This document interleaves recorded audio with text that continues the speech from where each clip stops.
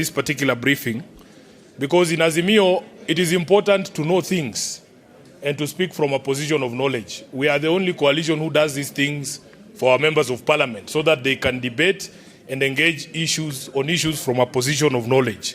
You will not hear a member of AZIMiO saying they voted for something they didn't read. And for that, I want to thank the coalition for always prioritizing knowledge. So mujipigie makofi nyinyi wenyewe. Number two, it is quite apparent that the time that is required to go through everything is not sufficient. So just like we requested the leadership to put together this one on the NADCO bills, on behalf of my colleagues, we are requesting that we do something similar on the finance bill, because that debate is going to be heavy in the coming days. And Dr. Annette, don't tire when we come back to you for us to hold those meetings. I will just say that it is quite exhausting for good people when bad people are in power, because it is quite clear that these people have unending reservoirs of evil. Every single day you wake up and they've conjured another silly idea or just bad ideas. And they say that we in the opposition are required to push back on these things. What I don't understand is, why can't you just do the right thing? Why not do the right thing?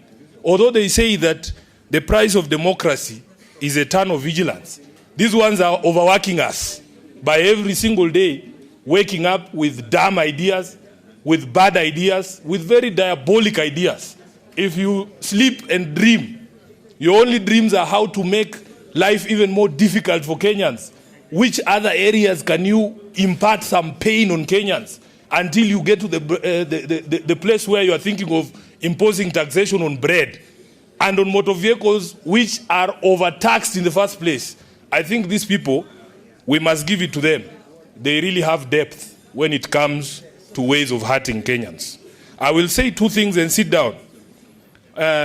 Honorable members, on this question of recognition of parliamentary parties, I want to plead with members that just like it was done in the National Assembly, that you lifted the definition from your standing orders, it would be also prudent for us to lift from our own standing orders in the Senate, because they already have provision for recognition of parliamentary parties, and the bar has been set at 10 members. I am hoping that I'll be able to convince my colleague from Kitui, the Honorable Senator Wambua, because I know that he has a different opinion. Honorable members, lastly, on the political parties funding, I want to say, as SG of ODM, that I am aware that, in fact, the last time we had a PG, Honorable Kalonzo Musyoka, if you remember, the Honorable Mulu, I think he's called, Makali Mulu, gave a briefing, and he had told us that at that particular point there was a proposal to return the 1.4 billion shillings for political party funding that had been in the previous budget. The information we are getting right now is that there is already a proposal from Treasury to cut that back to 600 million shillings for all qualifying political parties. So for me, really, the regret is that we did not take advantage of this process to ring-fence political party funding, because the idea by this regime is to cripple us. I can ascertain here that all our programs at the party have ground to a halt. I am in arrears in all my county offices for over 6 months, and I have 44 county offices.